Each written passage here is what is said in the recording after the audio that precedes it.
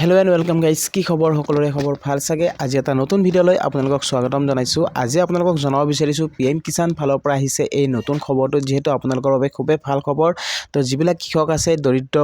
কৃষক সেই দৰিদ্ৰ কৃষকসকলৰ বাবে আহিছে এই ভাল খবৰটো যেহেতু মোদী চৰকাৰে কৈছে যে আপোনালোকক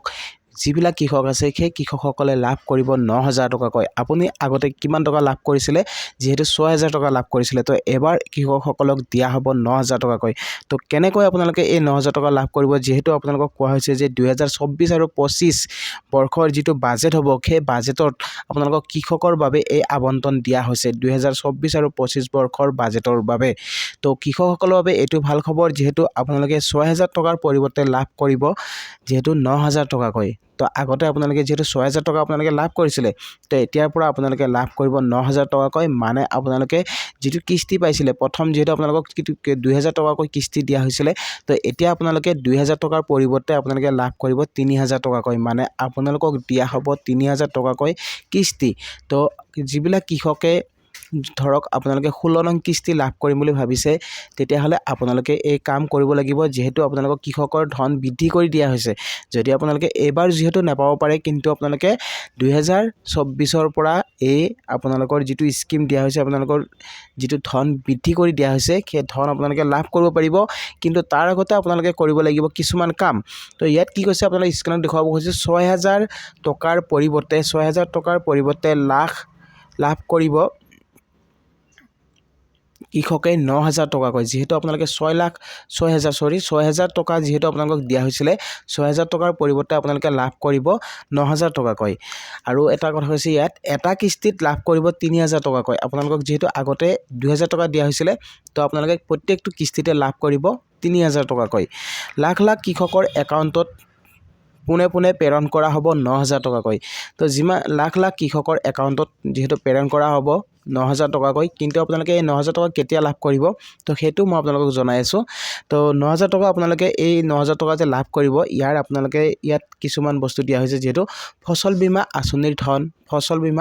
ধন পৰিমাণো বৃদ্ধি কৰি দিয়া হৈছে যিটো আগতে আপোনালোকে ফচলটো বেলেগকৈ পাইছিলে বা আপোনালোকে এপ্লাই কৰিব লাগিছিলে তো এতিয়া আপুনি PM কিষাণৰ লগতে আপুনি ফচল বীমা আঁচনি লাভ কৰিব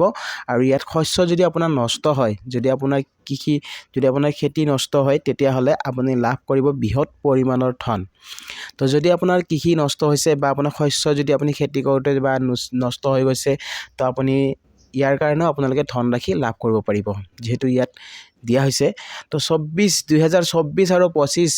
বাজেট কৃষকৰ বাবে আবণ্টন দিয়া হ'ব 2 লাখ কোটি টকা যেহেতু 2 লাখ কোটি টকাৰ পুঁজিধন মুকলি কৰি দিয়া হ'ব মানে 2024 আৰু 25 বৰ্ষত কৃষকৰ বাবে এই পুঁজিধন দিয়া হ'ব আৰু যিবিলাক দৰিদ্ৰ কৃষক আছে সেই দৰিদ্ৰ কৃষকসকলে লাভ কৰিব ৯,০০০ টকাকৈ আগতে আপোনালোকে যেহেতু ৬,০০০ টকা লাভ কৰিছিলে এবাৰ আপোনালোকে বছৰত ৯,০০০ টকা লাভ কৰিব আৰু প্ৰত্যেকটো কিস্তি আপোনালোকে ২,০০০ টকাৰ পৰিৱৰ্তে মানে ৩,০০০ টকাকৈ লাভ কৰিব তো তাৰ কাৰণে আপোনালোকক কিছুমান কাম যেহেতু ইয়াত কৰিব দিয়া হৈছে তো আপোনালোকে যদি কৰা নাই যেহেতু আপোনালোকক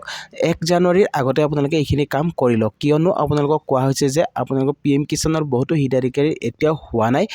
আপোনাৰ KYC যদি আপোনাৰ KYC নহয় তেতিয়াহ'লে আপুনি কিস্তি লাভ নকৰে কোনো ধৰণৰ চৰকাৰী আঁচনি আপুনি লাভ নকৰে তো KYCটো আপোনালোকে কৰি ল'ব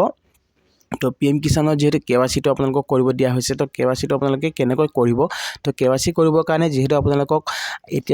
আপোনালোকে সকলোৱে জানে যেহেতু চিচুৱেশ্যন কেম্পেইনৰ ব্যৱস্থা কৰা হৈছে তো কেম্পেইনৰ আপোনালোকে খবৰ কৰক কাৰ্যালয়ত আপোনালোকে যোগাযোগ কৰক আপোনাৰ গাঁৱত কেতিয়া আপোনাৰ সভা অনুষ্ঠিত কৰা হ'ব কেতিয়া কেম্পেইন কৰা হ'ব সেই কেম্পেইনৰ জৰিয়তে আপুনি আপোনাৰ KYC লেণ্ড চিডিং আধাৰ চিডিং সকলো কাম আপোনালোকে কৰিব পাৰিব যদি কৰা নাই আপোনালোকে 1 জানুৱাৰীৰ আগত এইখিনি কাম কৰি লওক যিহেতু কৃষকৰ ধন বৃদ্ধি কৰি দিয়া হৈছে তো আপোনালোকে 2024ৰ পৰা লাভ কৰিব পাৰিব আপুনি ৯,০০০ টকাকৈ যিবিলাক কৃষকে ৬,০০০ টকা লাভ কৰিছিলে এবাৰৰ পৰা আপুনি ৯,০০০ টকা লাভ কৰিব পাৰিব তো আই হোপ আপোনালোকে নিশ্চয় ভিডিঅ'টো বুজি পালে তো আজিৰ ভিডিঅ'টো আপোনালোকক এইখিনিয়ে জনাব লগা আছিলে আৰু ভিডিঅ'টো চাই কেনেকুৱা পালে জনাব ভিডিঅ'টো চাই যদি ভাল পাইছে তেতিয়াহ'লে এটা লাইক আৰু শ্বেয়াৰ কৰি দিব নাপাহৰিব আৰু লগতে মোৰ চেনেলটোত যিসকলে নতুনকৈ আহিছে তো চেনেলটো ছাবস্ক্ৰাইব কৰি ৰাখিব আৰু কাষত থকা বেল আইকনটো প্ৰেছ কৰি দিব যাতে এনেকুৱা ধৰণৰ নতুন ভিডিঅ' আহিলে সকলোতকৈ আগত পাই থাকে তো গাইজ আজিলৈ ইমানে জয় আই অসম।